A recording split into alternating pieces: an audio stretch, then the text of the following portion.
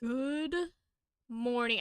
Oh my god, I have to share with you guys the game audio because it's good, but it's very dramatic.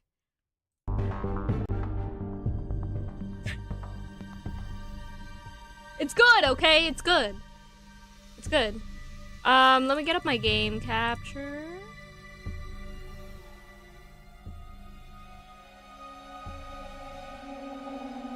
Actually, I probably should turn the music volume a little bit down. It's a little spooky, it's a little freaky, but today we're playing Under Heaven or Hell, the demo, which I believe the premise is I wake up and I'm like, I don't know where the hell I am. And then there's angels and there's devils. Anyway, we're gonna get on this. And by we, I mean me. Content warning, this game is intended for an older audience. It contains content that includes violence, strong language, injuries, suggestive content. Player discretion is advised. It's a codex. Ah! This game uses a codex system, yes. Details about the characters and story will reveal themselves as you play. Sometimes you will see a new codex entry unlocked message pop up on the top left corner of the screen. Here? Like this. Oh! A red icon indicates there are unread entries. Unread codex entries are highlighted in gold. Click the codex icon in the top right corner to access it. Okay. Locations, okay. People, okay. Easy enough. This world holds many secrets. Some entries only unlock through certain choices. Playing again will help you find them all. Every choice shapes the story you experience. The stories yet untold begin with you. Me? With me? Oh, there's only female characters? Okay. Use this look? Yes. What's my name? Say my name, say my name. It's Haishe. Haishe, is this your name? Yes! Act 1. I'm falling. Falling fast into a dark black pit. It's like when in a dream and you've tripped, but you cannot wake up. I desperately plead with gravity to let me defy it. And I'll try defying gravity. But I'm only human. So I continue to fall. Then suddenly, I feel the arms of another envelop around me. The warmth of the sun. A flash of feathered white. My angel! I try to grasp it, but it slips away.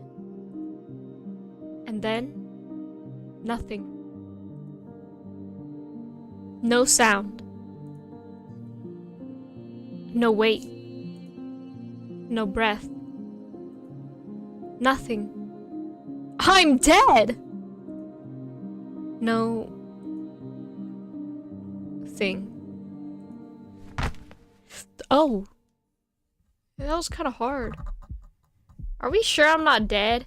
Hey, there's a lot of... Hey, is this guy dead? Hey. The ground greets me like a hammer, knocking the breath from my lungs. A taste of ash seeps into my mouth, bitter and strange, dragging me back to consciousness. I open my eyes, every inch of my body aching with every breath I take. For a heartbeat, I just lie there, stunned, my pulse pounding loud in my ears. Oh shit! Is that Moonless Games, the studio that developed Under Heaven or Hell, the demo? Also, hi McJuicy. Hi! Hey, I know I attacked you guys, but I didn't expect you to be here. Dust and debris cling to my skin, gritty and foreign against the ache in my muscles. Shadows twist unnaturally, flickering to where no light should reach. High above, something stirs, a faint sound that might be steps, or nothing at all. Hey, what happened to the person I saw? I slowly sit up, but the whole world seems like spinning. The air is heavy, almost viscous, pressing against my skin as if the world itself is holding its breath. My eyes catch movement out of the corner of my vision, fleeting and ungraspable.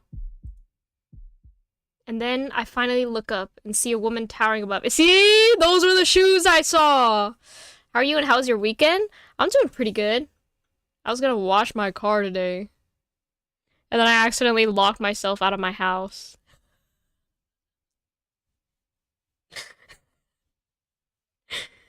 I have a habit of like my thumb will automatically like lock the door before I close it, and then I guess I locked the door before I closed it, cause I would try to go back in and it was locked, cause I had closed it. Very excited. We hope you enjoy. Thank you. I am very excited to be playing this too. I don't remember where I saw it, but I saw it either on Steam, Twitter. It was Twitter. Woman! For a second, I think I'm still dreaming. The light bends around her. Too bright, too alive to be real. The air feels thicker where she stands, heavy with heat and something that smells faintly of smoke and flowers. And then I see them. Her big breasts. Right in my face. I'm so sorry. They're so big. They're so big, and then they're framed by her corset, and then the chains, and then the straps around them too. Oh, that's the focal point. Where else am I supposed to look? Horns curling elegantly from her head, a tail swaying lazily behind her. Wakey, wakey. Me. What about the guy right next to me? She gonna wakey, wakey him too? Her voice cuts through the haze. They're blind. They are. You mean her smile, right? Mm-hmm. Her voice cuts. Is that the time? The time what? The time for you to leave? No. You're gonna stay here. Her voice cuts through the haze, smooth, teasing, laced with a confidence that makes my pulse stutter. My mind trips over the sight, half in awe, half in disbelief. Who are you? I freeze for a moment, caught off by the striking figure before me. Her presence is unlike anything I've ever seen. Who are you? My name is Azara? Azara? Azara. Azara sounds right, sweetie. Welcome to the hottest place of... well, just the hottest place. Literally. Am I in hell? She smirks and lets out a low, delighted chuckle. My name Haishe. For a moment, my mind blinks, the heat pressing down on me until it's hard to breathe. My head still spinning from the fall, and every breath feels too hot, too thick. I'm Haishe. Azara tilts her... How did I pronounce her name? Azara? I said Azara the first time, yeah. Her eyes flickering over me with a glint of curiosity. Oh, time to ask! Famous question number 2, where am I? The strange surroundings press in, unfamiliar and unnerving. The air feels too hot, too heavy, curling around me like it wants to seep into my skin. The first one, okay. Azara. A cold shiver runs down my spine despite the suffocating heat. Where am I?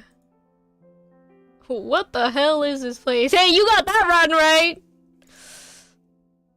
We're in hell, duh! The horned woman smiles widely, revealing white pointed teeth that gleam in the reddish glow. Nice choice of words. See? You, my dear, are in fact in hell. Oh boy! I'm so excited to be here. Can't believe I tripped and fell into hell. Her voice drips with mischief, every word a playful secret she is eager to unveil.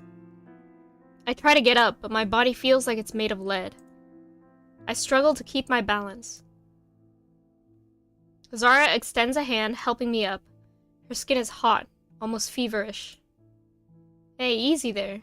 You took quite the dive. Yeah, I know. I know, it sounded like it hurt. I press a hand to my forehead. I feel like throwing up. I blink again, my eyes still adjusting to the heat. Wait, am I dead? Maybe. Possibly. You did fall from the sky, so odds aren't great, sweetie. Even though, that usually isn't the way in. Azara looks at me, frowning. Her eyes study me with curiosity and what seems like a hint of amusement. You find this foot. I'm just kidding. Well, what do you mean? What do you mean by that usually isn't the way in? Most souls pass through the veil. I shall stay till my dinner's ready. Oh shit, what are you having for dinner? It's a transition, a process. You skipped the line, I guess. You know, I'm not too keen in waiting in lines. Oh, I just realized the middle is hollow. The cursor. Skipped? Crash landed. Right into the pit, really. Chicken curry? Oh. TFTI. Very dramatic. Yeah, I know. What about this guy next to me? I'm so curious about that. Ooh, let's see the veil. Locations? History? The veil. The veil is a metaphysical barrier that separates the mortal world from other planes of existence. It is not a place in space, nor a moment in time, but a transitional force through which every soul must pass after death. The veil serves as a natural filter. When a soul crosses it, it is weighed, not by an external judge, but by its own essence. Souls that are light, unburdened by corruption, are drawn upward towards the higher plane. There they pass through a period of purification before returning to the cycle of reincarnation. Heavier souls of those who lived a wicked and unbalanced life are pulled down through the lower realm where the cycle no longer continues. The veil is impartial, it does not think or judge, it reflects what already is. Okay, neat. Honestly, I've never seen anything like it. It's either very good for you or very, very bad. Well, if bad souls sink and good souls float, and I sunk extremely, like I was like hurtling towards the bottom, does that mean I'm an extremely bad person? I look around. I'm in what looks like a scorched courtyard. It's eerie and beautiful in a spectral, otherworldly way. Float? Yeah? I think they do that. Don't they do that with fruits too? Where it's like, I don't remember which fruit it is, but like good fruits will like float up and then like the bad fruits sink. Someone's been nodding. Man, what did I do in my past life? Can't remember shit. So Haishe, why are you here? I don't know. Couldn't tell you. Couldn't tell you if I tried. What's wrong with you? Aches as well? No. That sounds about right. You don't know you don't cook? I think farmers do that. I don't know anyone who's like out here testing their store-bought eggs like that. You must have done something very bad. That's what I'm saying! Even if you look so damn good? Me?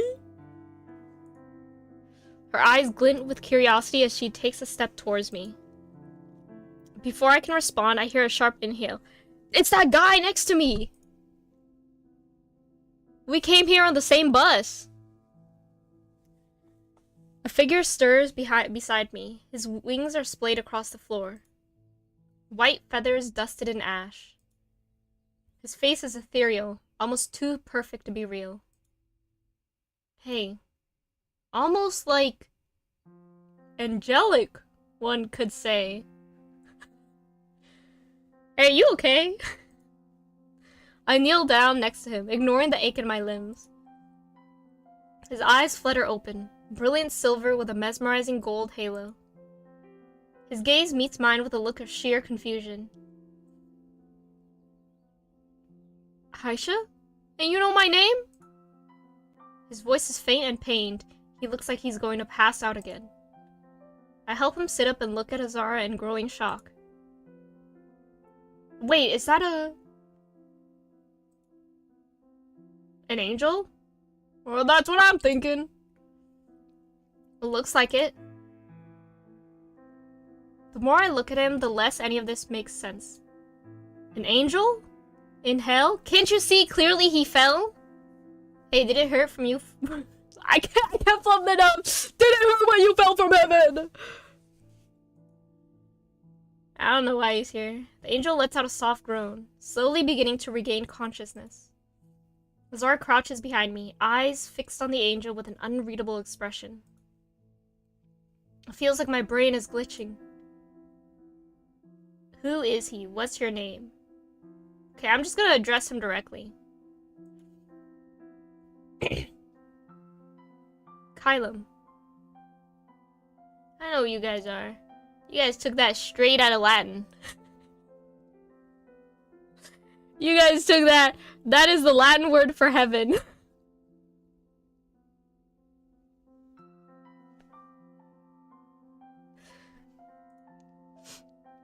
He says in between sharp breaths. He stares at Azara, then at me. Recognition flashing in his expression, but he says nothing. I offer him my hand.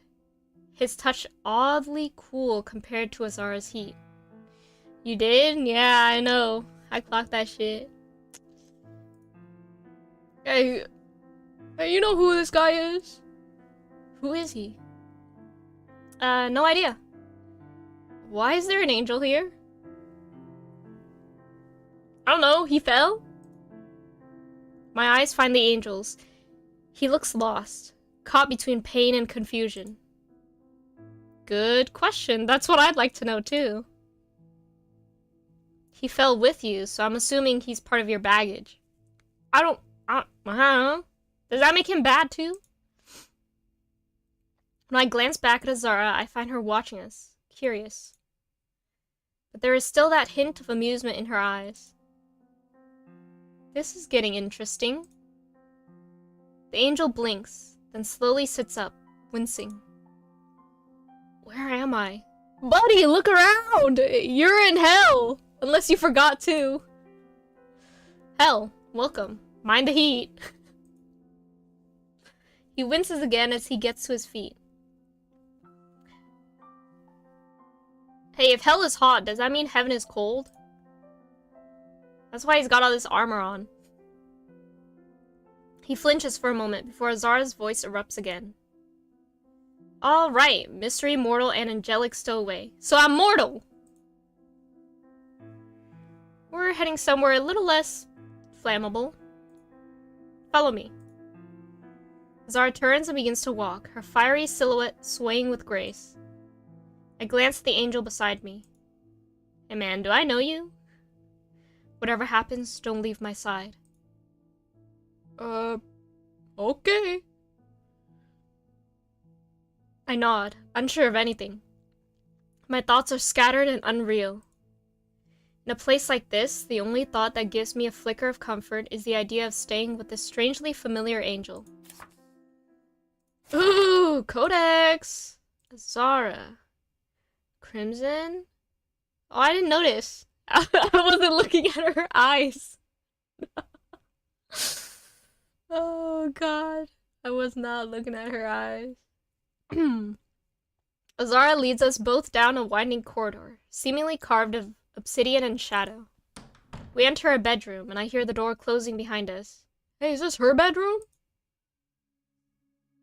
Is this your room? Inside, it's surprisingly cooler. Not exactly fresh, but not hot in a scorching way hell seems to breathe. The room is... Does that say I love New York? So true. What does that say? Salt. What should you need 2 jars of salt for? Somebody's hand?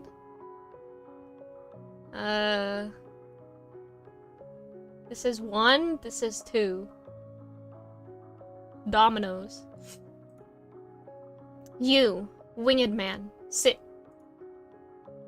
Azara orders the angel, pointing at a chair by a crowded desk.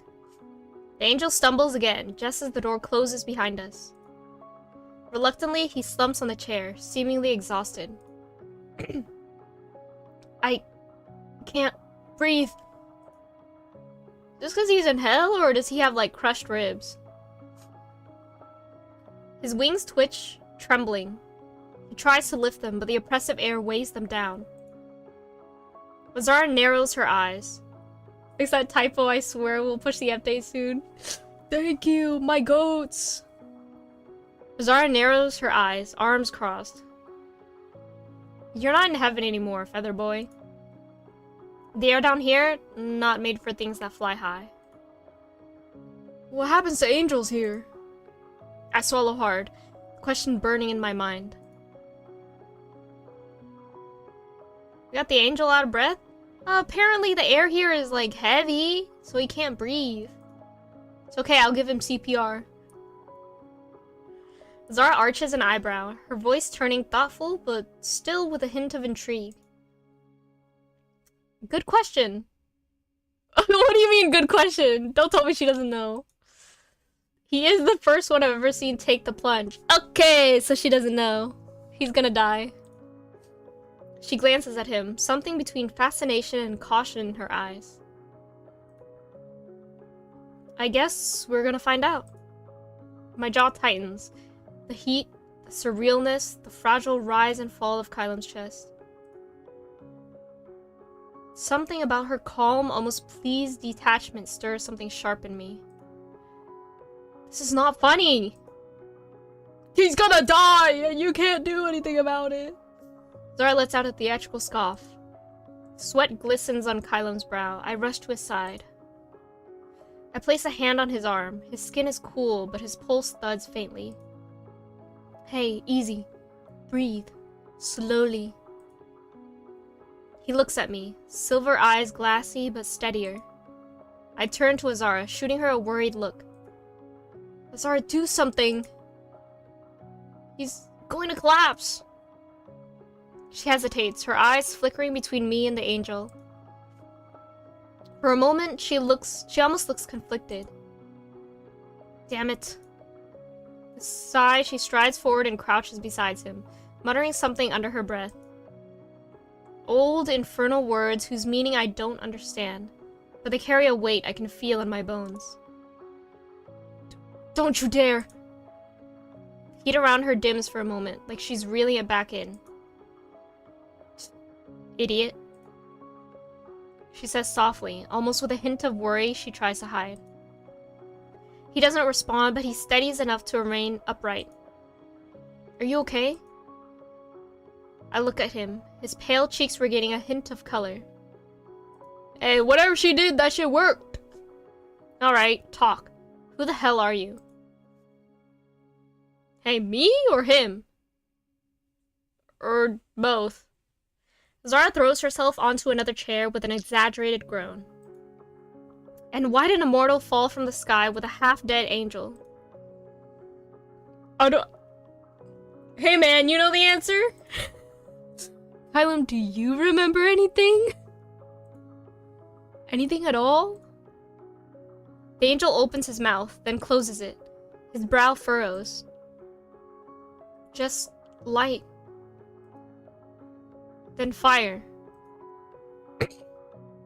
And then you. Okay, well, isn't this just delightful? A soul from Earth with a hole in her memory. And an angel who's about as useful as a wet torch. Hey, just let the torch dry. She sighs and leans back, staring out the window. I glance between them, when my eyes catch Kylem's, who's staring at me. His entire posture shifts with the weight of something heavy and ancient. You're not supposed to be here. How am I supposed to know that?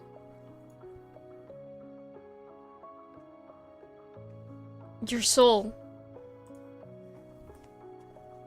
His voice trembles, reverent and broken all at once.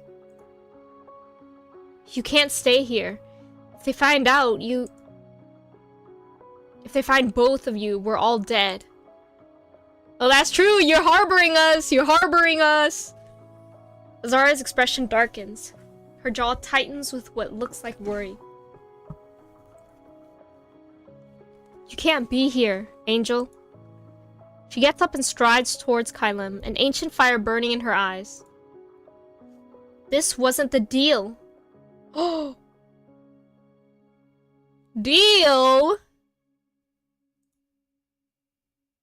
Do you think I want to be here? You broke the pact. Oh, let's listen. Zara's expression darkens. Her jaw clenches as she shoots a sharp gaze at the angel. You know what stepping into hell means? Her voice is sharp, dangerous yet controlled. Kyla meets her gaze. He doesn't move, but there's a tension beneath his stillness. I know exactly what it means. Death! And you also know its risks. I don't know what's worse. That you came here knowing the cost, or that you came here despite it. Zara laughs under her breath, bitter and low. There's a beat of silence. Kylum looks at me for a second. Oh my god, for a moment, pained, worried. In his eyes, I can see what looks like fear. Fear not of me, but for me. I came because it was necessary.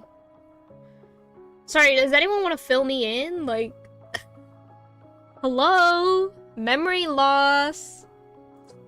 Kylum takes a step forward, stronger now, steadier, and moves between me and Azara. His wings low, tense. Intent doesn't matter. Not after the shattering. Guys, want to fill me in on what the shattering is? What shattered? The words hang in the air like a cracked stone. I try to make sense of what they're saying, but my head is spinning and I'm left speechless. Get nervous. I think I'm gonna get nervous. Oh, what is all of this? What's gonna happen to me? My breathing quickens, each beat of my heart hitting harder as I feel my chest clenching. Okay, you guys love alliteration. Nothing is going to happen to you. I'll make sure of it. Oh, thanks so much, Kylum. As if what? Zara mutters, narrowing her gaze. Kylum's silence hits harder than any reply. We had a pact, Kylum. Zara's attention shifts to the angel again.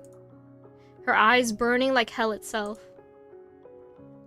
You wanted a pact. Oh. Oh. No angel in hell, no devil in heaven. And now you've come here, risking to destroy what we fought so hard for. The pact was made in the ashes of a war neither side won. I'm Italian, the narrative designer. I'm kind of wordy. Hey, that's in like a good way. Alliteration is good. But it brought balance. Azara stops, her eyes narrowing. The pact was built on fear. Her voice grows louder, heavier. Kylum looks away, jaw tense. He doesn't respond. Ooh, finally we get to learn what the shattering is. That's probably in history, huh? Ooh. Hold on. History. The shattering. The shattering was a divine war that broke the sacred realm and reshaped the cosmos. Once a realm of perfection and harmony, the Ever was torn apart by a brutal conflict among the Eternals, ancient and divine beings who had guided the souls of the dead through purification and rebirth for eons. Some Eternals refused to share their realm with mortal souls and fought to assert themselves as the only being to inhabit the Ever, while others believed in their ancient role as protectors of balance and guides of the soul through purification and reincarnation. The shattering lasted for centuries, making the Ever break into two separate realms. Heaven, home of the now called angels, realm of order, light and purity, was born from the remains of the Ever. Three powerful angels rose to power in order to keep order and balance, the Council of Celestial Order. Self-explanatory. Hell, a chaotic and turbulent land, home to the exiled and fallen Eternals, now known as devils. As the angels quickly established their divine order, Hell fell into chaos as the devils fought for power. Eventually, from the ashes of the constant wars of faction arose the Council of Obsidian Law. This splitting and the birth of the two factions marked the end of the Shattering Era. Self-explanatory? The Ever Shattered? How do you know my name? Heaven and Hell? Obviously, the more important question is, how do you know my name? I look at Kylam. His face is pale, pained. His wings twitch involuntarily. The white feathers catch the eerie light, tinted soft pink by the crimson sky outside. How did you know my name?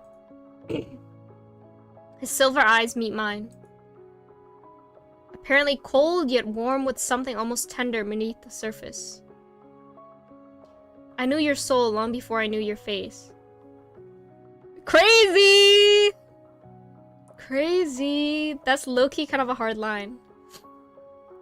I'm the angel appointed to you. Appointed? His voice is quiet, almost a whisper. Each angel follows a soul through eternity. Like a guardian angel? I hear a snort coming from beside me. I glance sideways and see Azara smirking, her gaze shining in mischief. Guardian angel? Is this how mortals call you now? That's quite the downgrade. What do you mean by that? Kylam's jaw clenches, but he doesn't respond to her mockery. Ooh, ooh, ooh. People.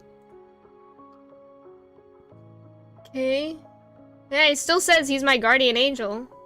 I know my food's ready. Enjoy the game. I'll try to come back later.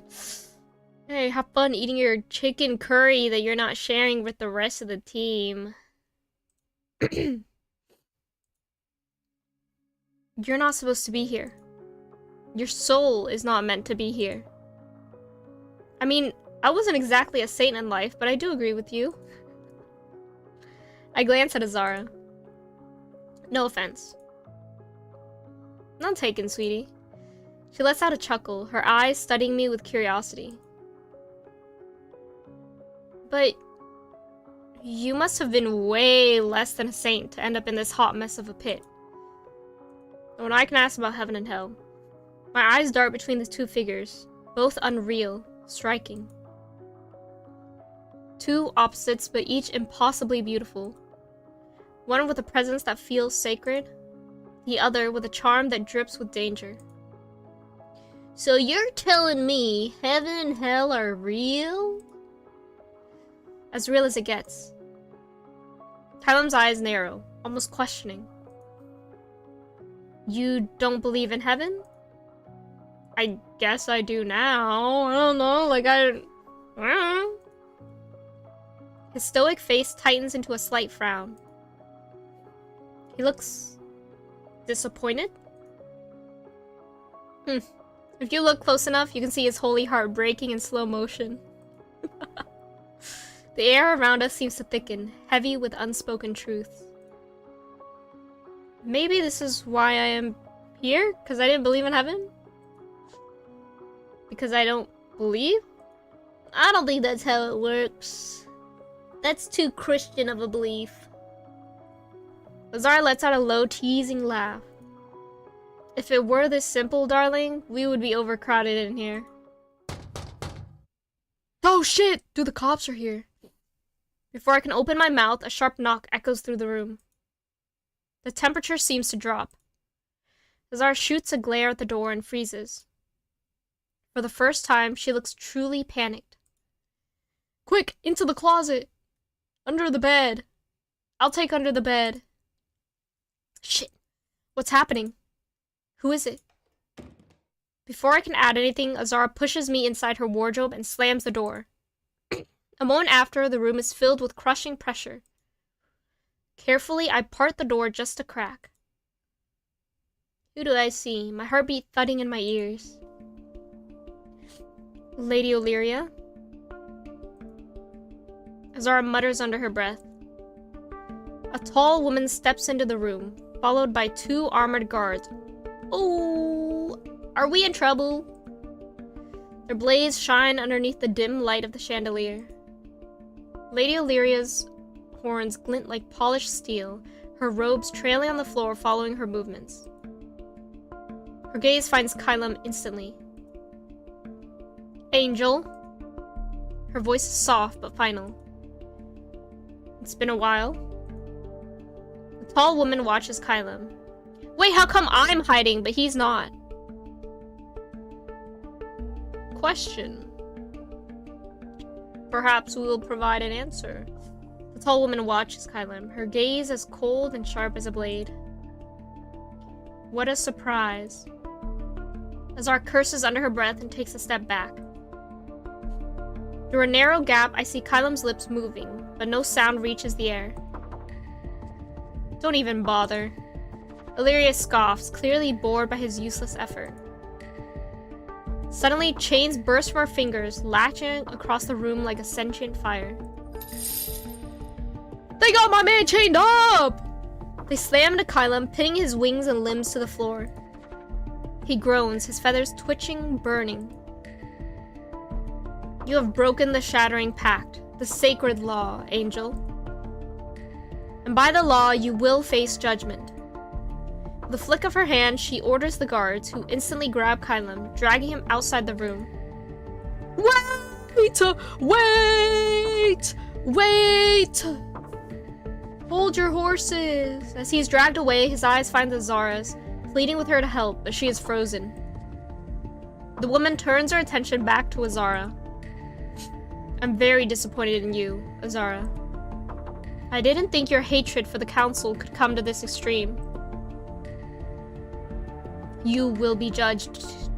Oh my god, I can't speak. You will be judged too. Privilege won't pull you out of this one. Please remain within your lodging until further notice. Oh shit! Hey, they got his ass locked up. Then she is gone. The door slams shut, rattling the entire room. A heavy silence crashes in like a wave. Azara stands still, shoulders rigid. Her hands clench and unclench. Then she turns to the wardrobe. You can come out now. Hey, so, who was that? I step out slowly. She's a council member, I assume? My heart beating so fast, my chest aches. The image of Kylam chained and dragged away burning into my mind. Azara is pacing, her jaw tight, her eyes burning. She stops in front of me. Her expression is unreadable, but something heavy lingers in the air between us. We have to save him! We can't leave Kylam here. We have to... You, sweetie, don't have to do anything. You stay here, hidden. While I go look for something. Anything. But... Azar shoots me a sharp look. I thought you were aren't you on house arrest? No buts, Haishe. You two have already done enough damage. Azar lets out a heavy sigh. Okay. Let me be honest, okay? I pulled up here. Perhaps on accident, perhaps on purpose. Don't remember. I crash land. You invite us into your room. And now you're saying I've done enough damage? I don't even know what I'm doing. She brings her hand to her forehead and pinches the bridge of her nose. Then she looks at me with narrow eyes. Stay here. Yes, ma'am.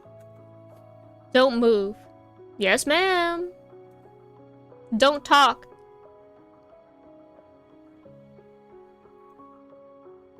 Hell, don't even breathe if you don't have to. Hey, I gotta do that. I'll be back as soon as possible. She strides towards me, her hips swaying with that effortless grace. She extends a hand towards me, her fingers warm against my skin as they brush a lock of hair from my face. Be a good girl, yeah? Me? Me?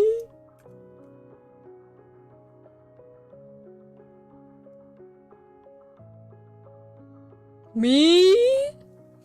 She gives me a smile, sharp, almost wicked.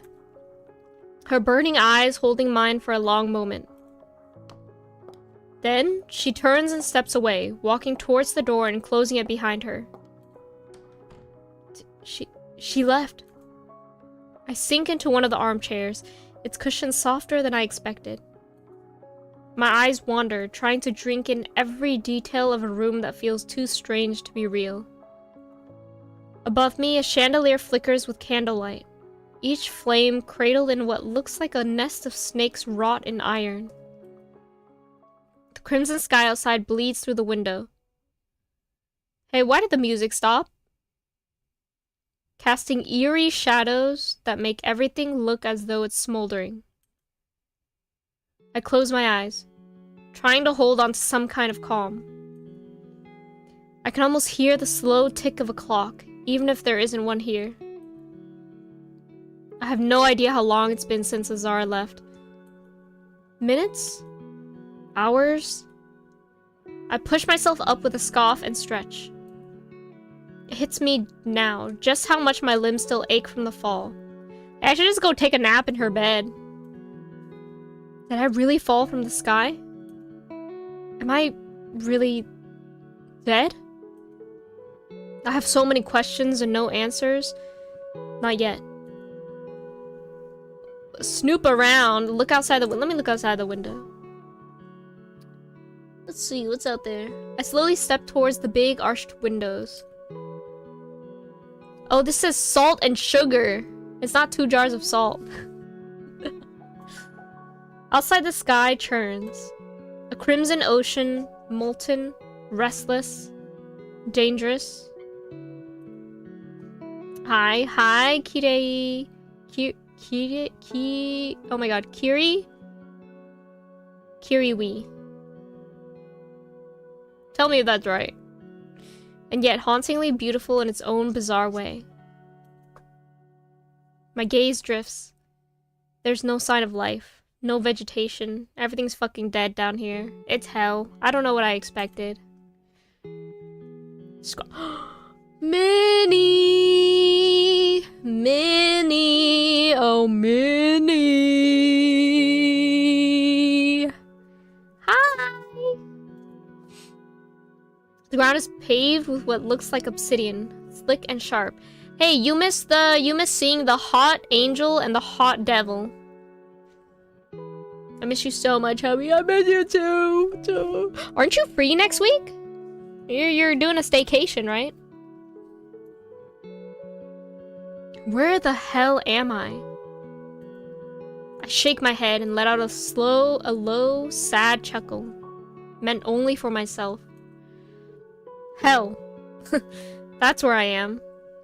Yeah, you missed it. I gotta show you, does this show pictures? This don't got pictures. Can I save this real quick? Wait. Let's see the gallery. Got pictures in here? No, no pictures. Can I go back? Oh, I can! Here. Here's the devil! Oh wait, I can just show them both together.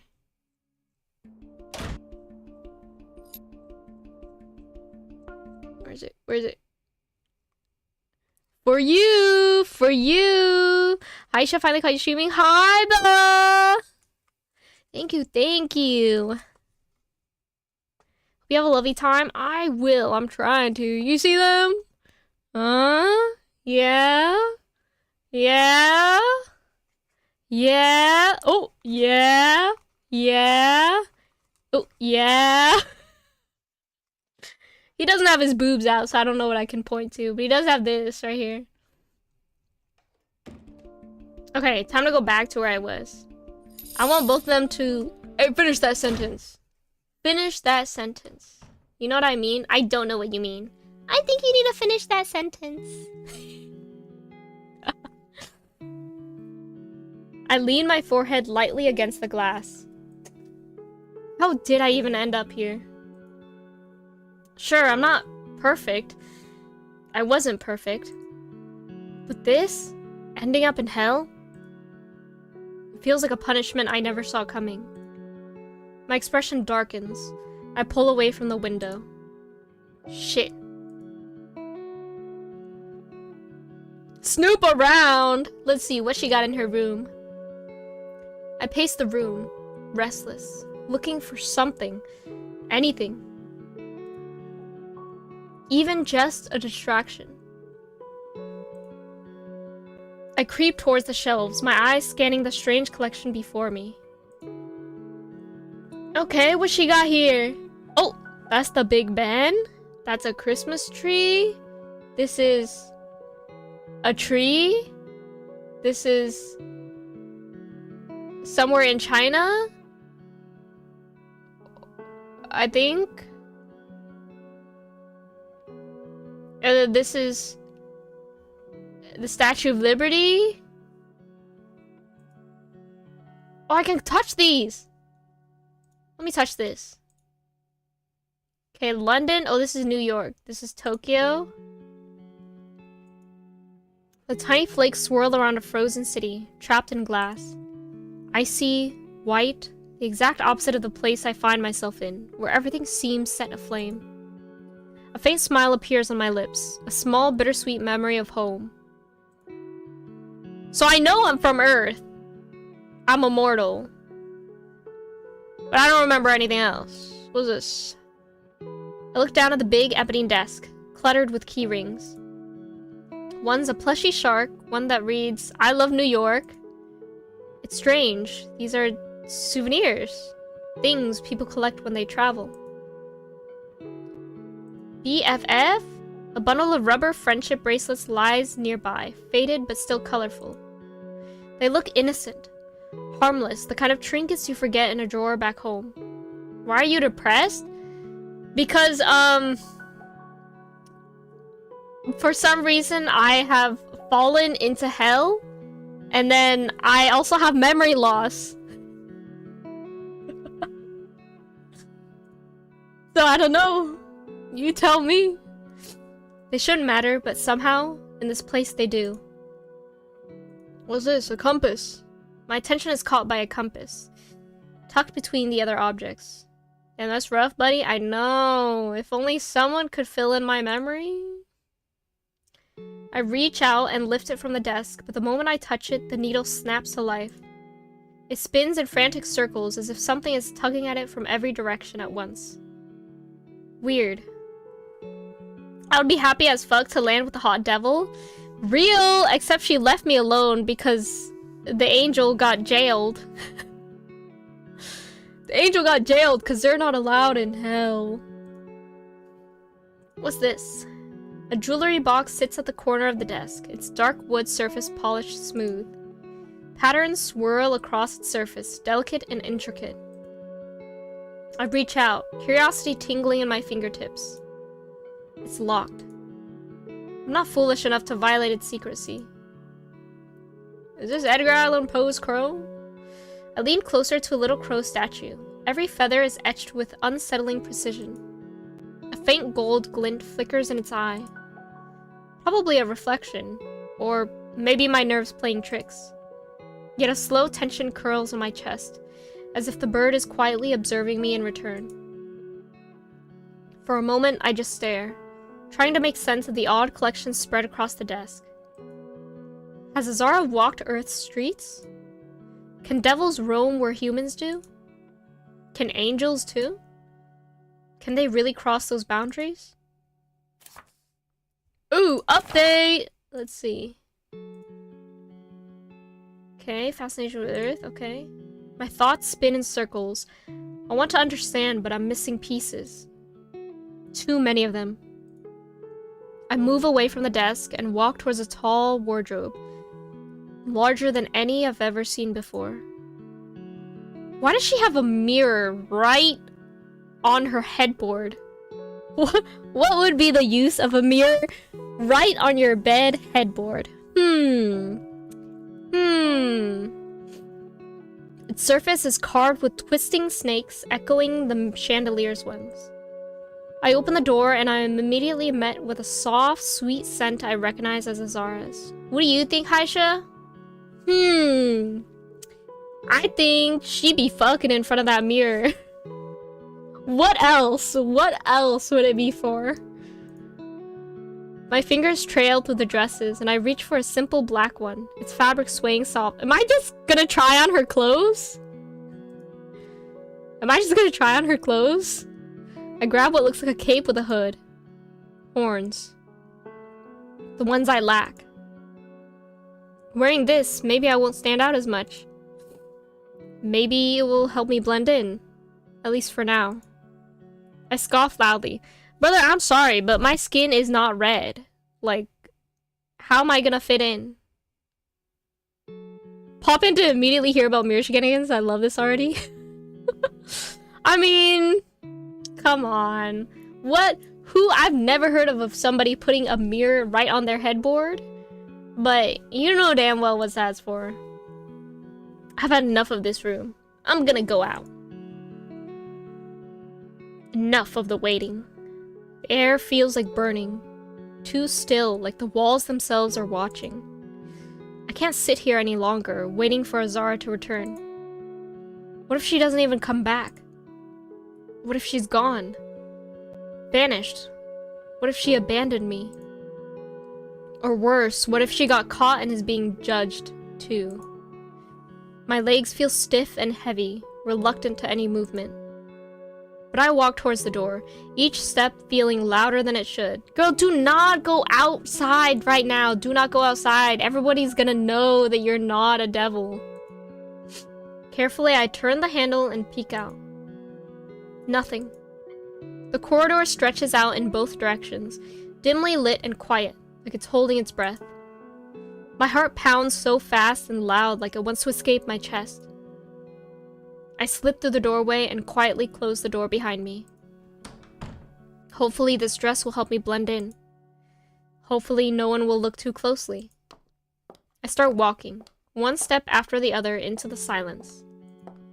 Bitch, you're bold as fuck for that. I would not be. You saw how they jailed up that angel. That's gonna be me next. Oh! Oh! Oh! Oh! Oh! Oh, I can select where to go. Oh, this is neat. So why do some of these have colors and some don't? What is this?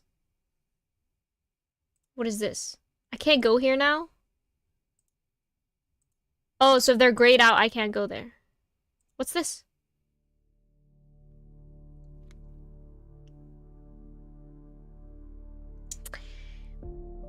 Should I have gone here?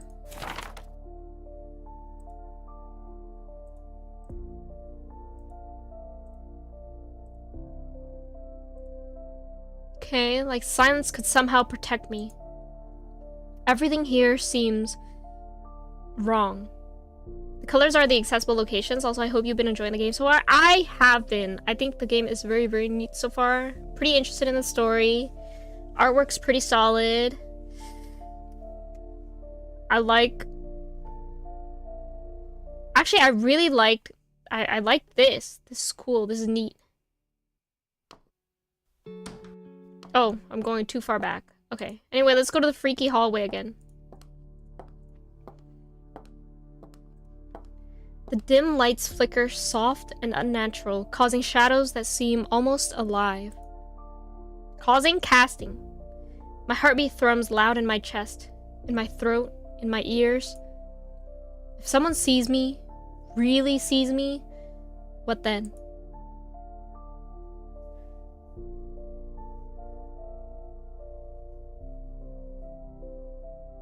Orai Rising is our character artist. Thank you for Azara's eyes. Oh, you are who I have to thank. You did a beautiful job on her eyes. I really love her eye color. I definitely could name the color of them right now. Would they kill me? I hope not. Am I dead though? Like, well, I'm dead already, I guess. Yeah, see? Maybe I'm dead. Unsure. I shake my head, trying to shut out that thought from my mind. Shit. I mutter under my breath as I turn a corner, and then I see it. Someone! A massive door, iron-bound, pulsing with some quiet power. 2 guards stand before- Oh! Turn your ass back around! Turn around! Turn around! Hands on the hilts of their swords. Eyes forward, faces unreadable.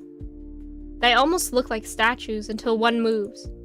His head turns, his eyes locking with mine. Girl, get the fuck out of there! Get the fuck out of there!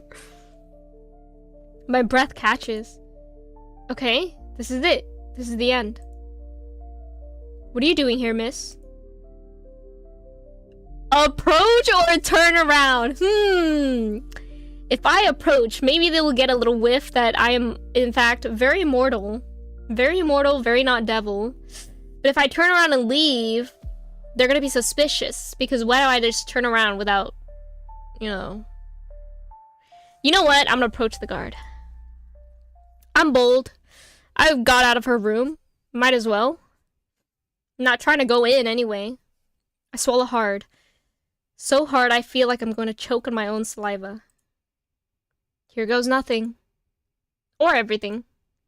I take a deep breath, forcing my feet to move forward despite the knot tightening in my stomach. The air feels thick, like I'm walking into a trap. One of the guards shifts slightly, stepping forward. A slow, deliberate move meant to intimidate. What you doing? Hi, Genoxies. I'm currently... So far, I am a human. Somehow, I am fallen into hell. I don't remember anything. An angel also fell with me. He got taken away because angels aren't allowed in hell. The devil that showed me around, she said, hey, you gotta stay in here. I'm gonna go look for answers and help. And I decided instead of staying there, I would in fact go out and wander around. Like an idiot! And now, someone saw me. So I gotta pretend that I'm in fact a very normal devil and not a human soul that has no idea what I'm doing here. He smirks confident, almost amused. Hey, is the guy romanceable or what? Cause like... Is the guy romanceable or what? Does guard number 1 have a name or what? Hey? He strolls closer, lazily. His gaze lands on me, pinning me in place. Haven't seen you around here before. I'm new. It's my first day on the job.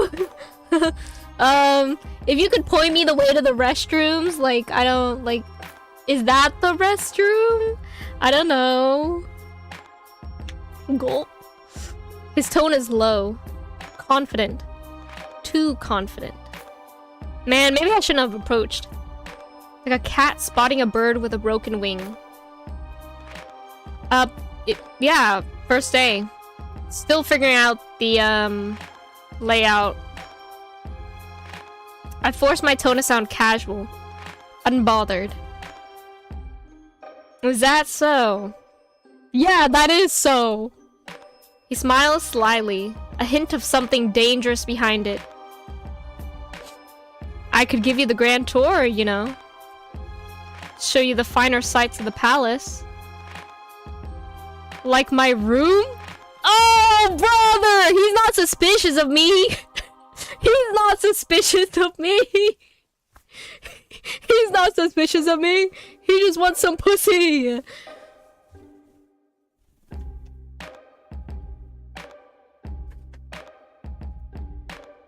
How do we ignore the instructions and get out? That's what I'm trying to do!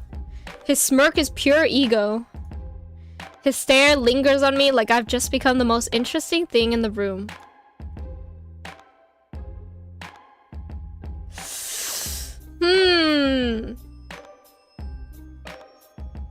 There are several ways I could get out of this. And by several, I mean there's 2 ways.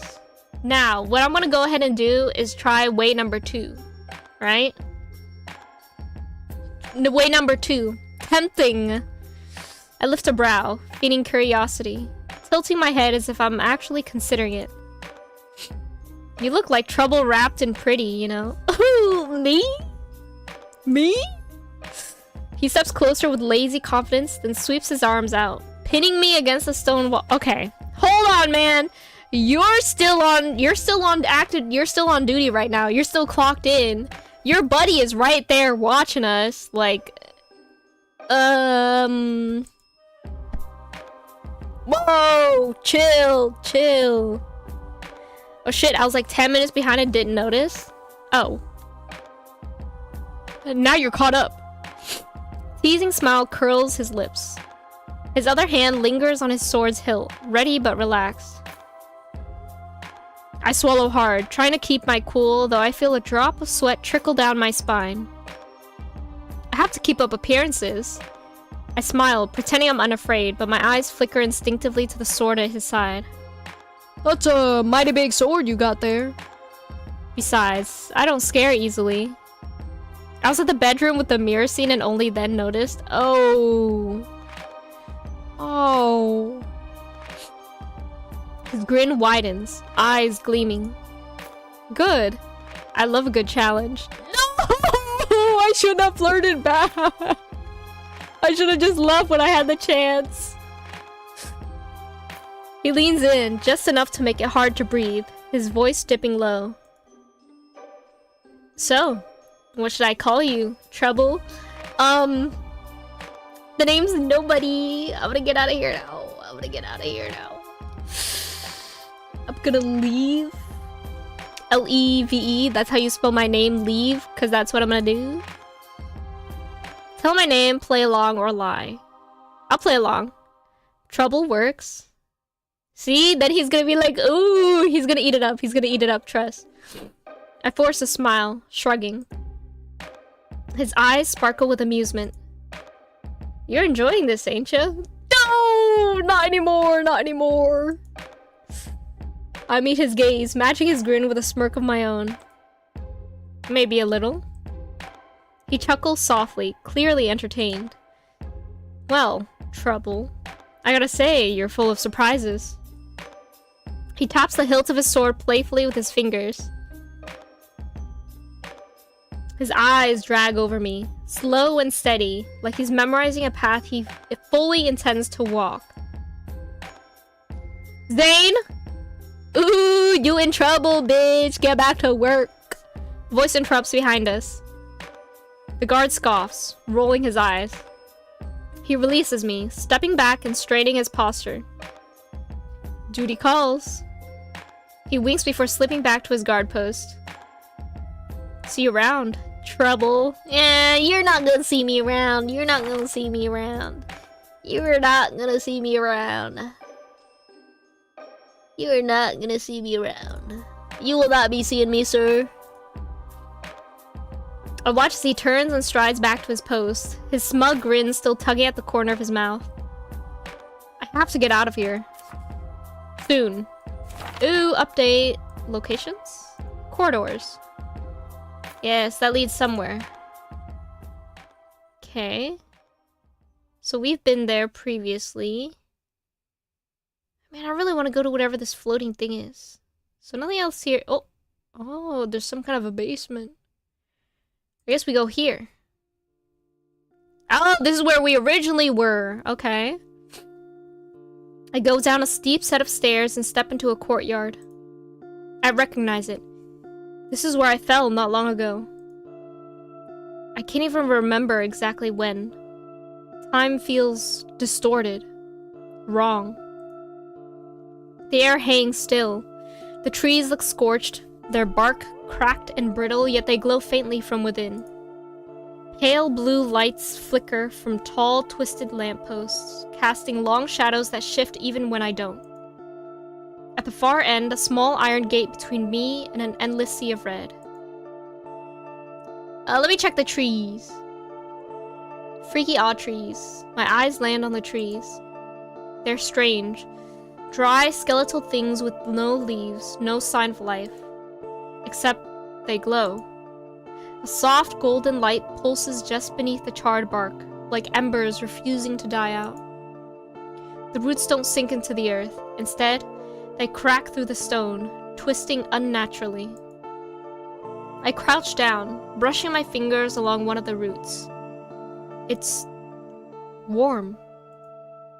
Everything is warm here. The air, the walls, even the floor under my feet. I stay there for a moment, fingers resting on the root. It hums under my skin, soft, steady, ancient. The glow makes it look less dead. Or maybe that's just what hell does. It makes you look twice. Doubt what you see. Forget what life feels like. I let my hand fall away. We're getting deep, we're getting philosophical. I step back slowly.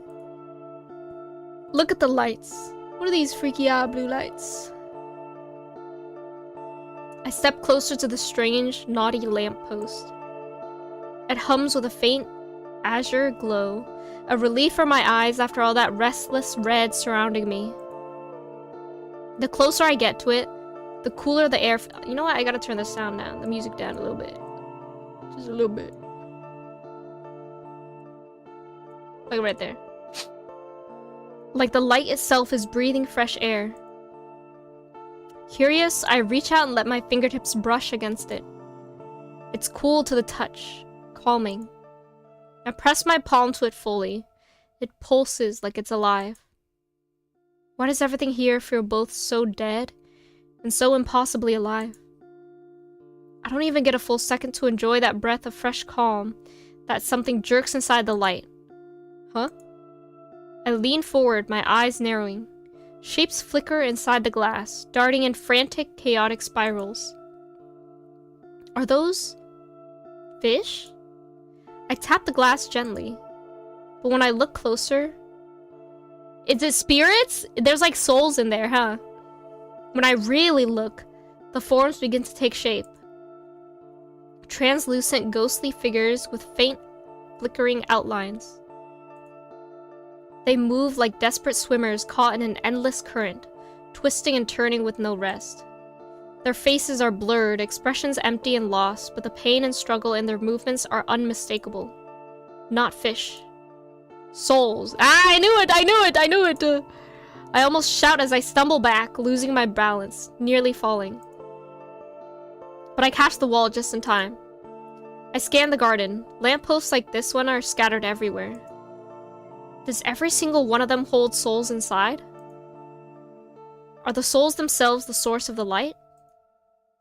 Is this one of hell's forms of punishment? My stomach twists, sickening and sharp. I press a hand to my forehead and try to push the thought from my mind. Approach the gate. I walk towards a small iron gate that gives into the unknown. My hand pauses on the iron, which is hot. Too hot. It almost burns. No, it does burn. Fucking hell! Hey, that's where we are! I cuss under my breath and instinctively bring my hands to my mouth, wincing. I glance around quickly, making sure no one heard me. I grip the edge of my dress, Azara's dress, and wipe my burned fingers. Brilliant idea, Haishe. Just touch the devil's gate. Very smart. I mutter, annoyed at myself. My pulse is still hammering. I let out a deep sigh and lean forward, careful not to brush the gate again. My eyes wander farther and farther beyond the bars. Hold on. Water break, water break.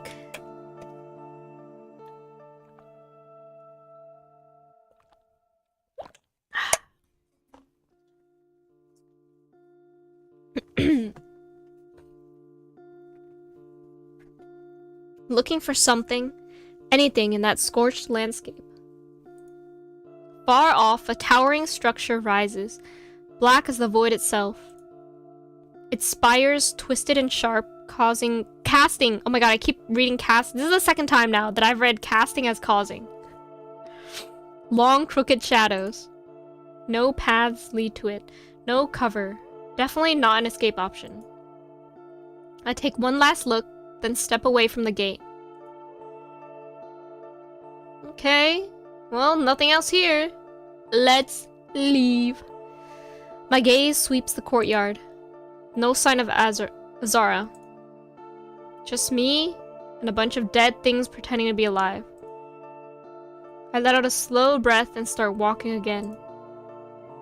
One foot in front of the other, leaving the courtyard behind. Not because I know where I'm going, but because the moment I stop, the fear catches up. And I can't afford that luxury. Okay, new entry unlocked courtyard. Yep. Okay, let's see if anything new unlocked. Here. Ooh! See, this is neat. I step carefully into what looks like a strange garden.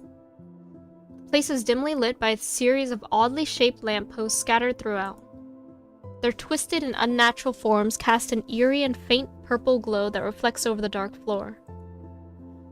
The sharp green stone of the building clashes with the crimson sky in a way that shouldn't work, but it does. I look up at the palace, turning in place, suddenly unsure. What is this place? The building looks the same, but different in some way. The architecture is familiar. Same sharp arches, same towering spires. But something is off. It feels like a dream copying reality, but the colors are too vivid and the details don't add up. This place has a different energy. Quieter. Almost gentle. Somehow not coherent with the rest of the palace. My eyes search the twisted shapes, hoping to find any signs of Azara. Azara? Are you here? I whisper her name cautiously, but there is no reply. Only the silence and the faint glow of the purple lights. Around the edges of this strange garden, dark flowers bloom in clusters. At first glance, they look brittle and dry, as if they've been burned. But when I look closer, a faint glow pulses from their petals. A soft light that seems almost alive. My eyes are then drawn upwards to a floating staircase, hovering at the garden's far edge. It spirals upwards into the unknown like defying gravity. I do now try defying gravity. With you and I defying gravity. Do do do do do. In the center of the garden, a fountain stands out. It's carved in pale stone, contrasting sharply with the dark ground. Check the fountain. I want to know who is this? You got devil wings on one side and you got angel wings on the other. What's up with that? I step closer to the fountain, drawn by the shimmering water that seems more like liquid night trapped in stone than anything natural. It reminds me of the nights back on Earth, when I would be staring up at the stars far away from the city lights. It feels strange to find something so deeply human down here. In a place built on flame and damnation. I lean over to touch the water. It's cool and refreshing against my skin, in contrast with the heavy heat of the air. Hey, careful, girl! That might be like liquid souls or some shit. I don't know. A River Styx moment. A subtle vibration travels through my hand, a quiet pulse that makes me shiver. At the center of the fountain stands a statue, towering over it. Neither fully angel nor fully devil, her face is unexpectedly calm, almost serene. For a fleeting moment, I lose myself in the depth of that watery sky, feeling both comforted and deeply alone. Okay, let me check out those flowers. I crouch beside the glowing flowers, reaching out to brush a petal between my fingers. Despite their dry and brittle appearance, the petals are soft and warm, pulsing gently like a heartbeat. Everything around here is fucking pulsing, dude. You gotta start thinking, like, Are these alive? They got souls in them? The faint glow they emit is hypnotic, a slow and steady rhythm that seems to want to pull me in. They smell of smoke mixed with something sweet that reminds me of burnt honey. How do these flowers survive here, in the heat and fire of hell? Even here, in this place of punishment and flames, life insists on existing, no matter how fragile. Their soft glow feels like a quiet act of rebellion, a reminder that even in darkness, something can endure and thrive. Approach the staircase! I turn my gaze back to the floating staircase. It spirals upwards, twisting and curving with no visible support. An impossible structure that challenges everything I know about gravity. The steps vanish into the unknown. They seem to lead nowhere. No platform, no door. Just endless crimson sky. Part of me wants to climb onto the first step and see where it leads. But a sense of fear twists my stomach, like a warning. Still, I can't look away. I almost feel challenged. I shake my head and frown slightly. Nope, I already died once today. The words fall from my lips with a bitter sarcasm, and a hint of sadness hits me like a stab in my heart. I leave. The eerie purple light from the lamppost flickers softly, casting strange shadows over the burnt trees and scorched earth. This place is beautiful and terrifying all at once. A secret corner of hell where a nightmare seems to meet a dream. For now, I turn away from this mysterious garden and head back towards the dim corridors. You've unlocked Secret Garden! I like that garden, that was neat. I look around, still trying to digest the bizarre palace I found myself in. I've been wandering for what feels like hours. Where am I? I'm starting to feel the frustration sinking deep, heavy in my bones. Suddenly, fingers wrap around my wrist and yank me back. Hard. Hey, this better be Azara. A warm and soft hand clamps over my mouth before I can even gasp. What in the hell do you think you're doing? I'm exploring. A familiar voice, low and sharp, hisses in my ear. I turn my head and see Azara glaring at me, half furious, half worried. Are you crazy or what? The answer is yes. I knew mortals weren't the brightest stars in the sky, but you, darling, just shattered my already low expectations. Yes! That's what I do. I exceed expectations. She finally removes her hand from my mouth, and I let out a shaky breath. My heart is pounding so hard it hurts. For a moment, I thought that this was the end. I was just... Honey, I don't care what you were just. If they find you, I don't even want to think about what they do to you. Or worse, me. I frown at her words. They hurt more than I'd like to admit. Azara scoffs and scans our surroundings with narrowed eyes. She then looks back at me. I didn't even realize how deep I'm frowning. Hurt by her words, and maybe even more by her disappearing on me. Oh, don't even give me that look. She rolls her eyes and with her usual and effortless grace, flicks her hair back.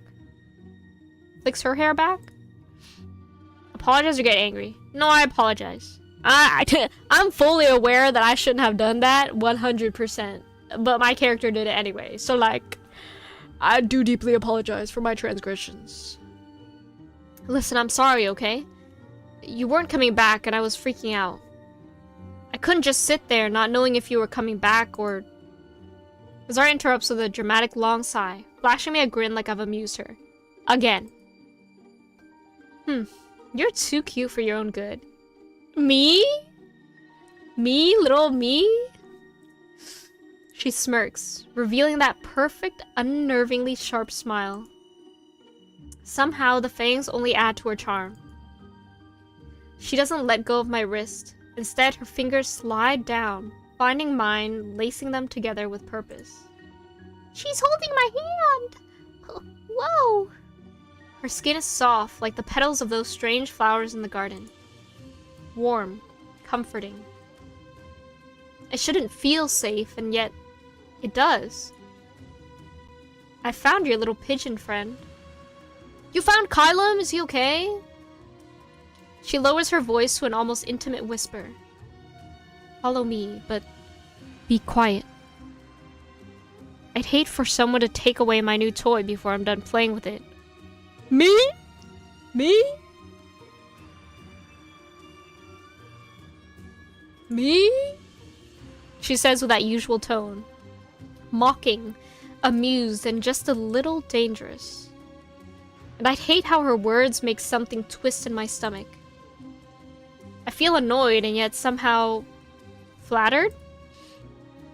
Before I can react or say something, she gently tugs my hand, pulling me with her. There's no room for argument in the way she moves, confident, fluid, like she owns every inch of this palace. Maybe she does? They said something about privilege. I don't know what her standing is, but she has some kind of standing, maybe. We slip out into the hallway. The flickering lights make Azara's eyes glow in a hypnotic way. She doesn't look back. She doesn't have to. She just walks. Shh. Be quiet. Azara says as she approaches a tall window carved into the dark stone. She lifts a hand, her fingers waving, inviting me closer. I step carefully to her side. What the hell is this? Whoa! See, that's freaky. It takes a moment for my eyes to adjust to the darkness of the room.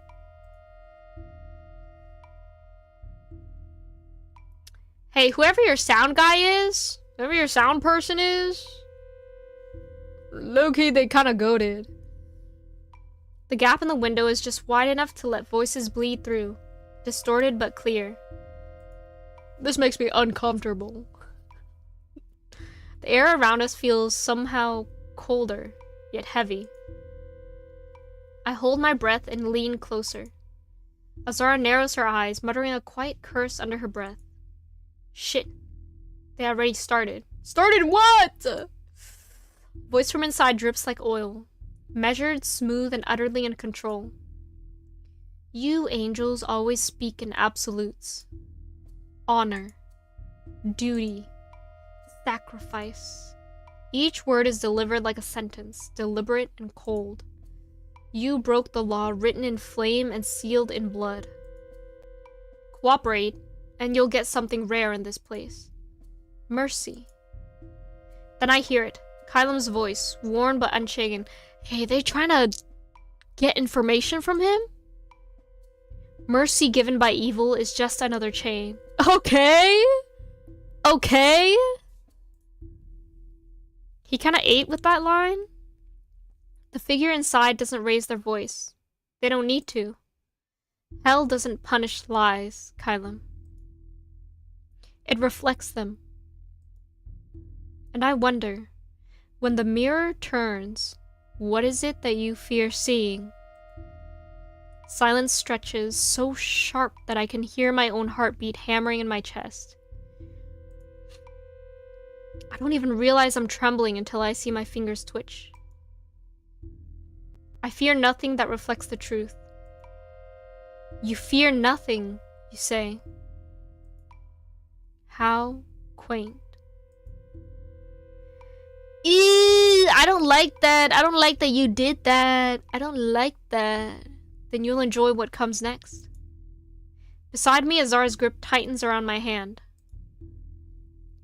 Her nails dig in so hard it nearly makes me bleed. Oh.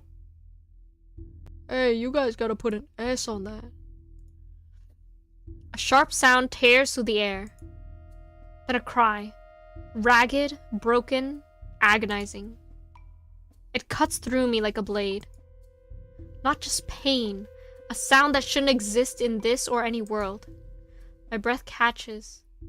It feels like the floor falls out from beneath me. My eyes widen in horror. What are they doing? Through the narrow opening, I see him.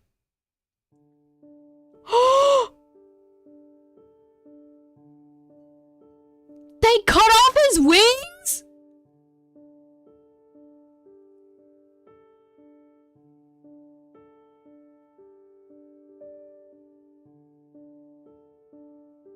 What? Kylum collapsed, unmoving. Blood pooling beneath him in slow spreading waves.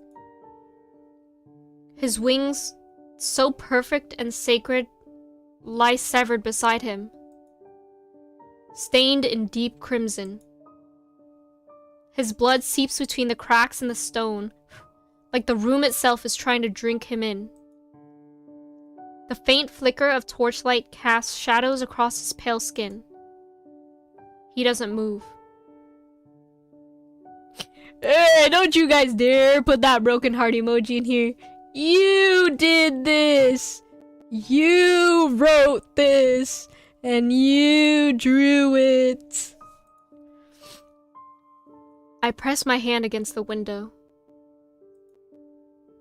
wishing I could break through the barrier and be at his side. But I am nothing but a silent witness, powerless in the face of his suffering. My chest aches. Tears sting at the corners of my eyes, burning hot. Before I can make a sound, Azara presses her hand over my mouth. Her eyes don't meet mine. Her gaze stays fixed ahead. Her jaw locked tight, the slight tremor in her hand betraying her calm. Her grip on my wrist hardens. We need to move. Now. No time for questions. Azara firmly pulls me along. Are we just gonna leave him there? Are we just gonna leave him there? I feel like he's like bleeding out. He's bleeding out on the floor.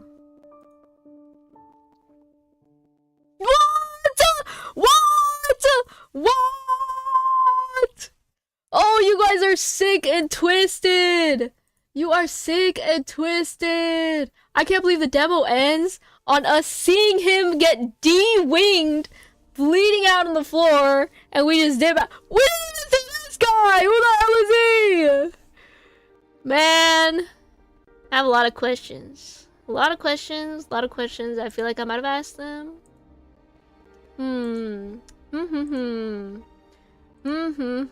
Let's see in this gallery. Oh, I'm not clicking on that. I am not clicking on that. We're not clicking on that. Let's see this. Very cool. Very neat. Hey, this looks like a hand almost. And is that supposed to be me? I remember this. Ooh, yeah, I remember this too. I'm not clicking on that. Let's see these credits. Okay. Okay. Game designer. Narrative designer. Oh, these links?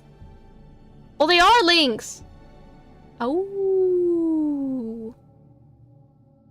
Oh. Hey, who did the music? Cause that opening track, this track eats. I just gotta tell you guys that. This track eats. Holy shit. Hey. Great fucking game. Wait, you guys have a Kickstarter, right? Please tell me you have a Kickstarter. Yes. The answer is yes, you do.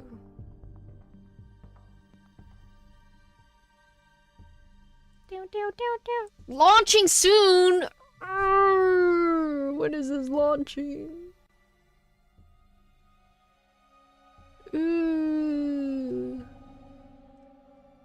Hey, great demo. I'm pretty fucking excited to see the rest of it. The music is licensed, but I made the sound design. Vicky.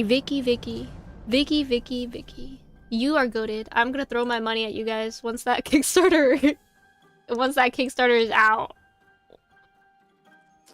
February 23rd, I will be there.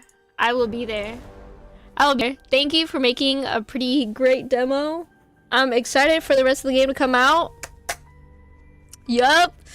For the rest of you guys, thank you everybody for stopping by. Appreciate you all. I will be back on Saturday for more Vintage Story. Sunday, don't know what the fuck I'm playing yet. Actually, I do know. It's probably another demo. I love my demos. But yeah, I'll catch you guys all next time. Thank you for playing. Thank you! Thank you! I will... My eyes are open. I'm waiting for that Kickstarter. I'll see you all next time. Bye-bye.